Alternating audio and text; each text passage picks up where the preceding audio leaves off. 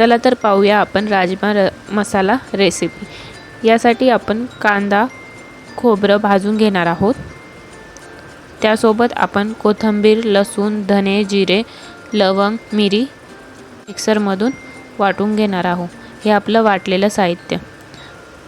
आता आपण कढईत तेल टाकून हा सगळा मसाला आपण चांगला त्याच्यामध्ये या मसाल्यामध्ये आपण हळद, लाल तिखट, गरम मसाला हे सगळे मसाले टाकून तो मसाला छानपैकी परतून घेणार आहोत।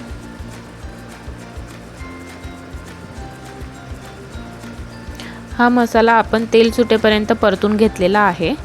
त्यामध्ये आपण चवीनुसार मीठ टाकतोय। आता या मसाल्यामध्ये आपण उकडलेला राजमा टाकणार आहोत।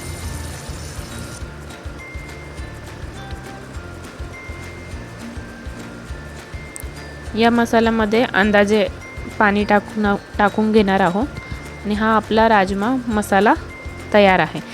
गार्निशिंगसाठी याच्यावर आपण कोथिंबीर टाकली आहे। अशा प्रकारे आपला राजमा मसाला तयार आहे।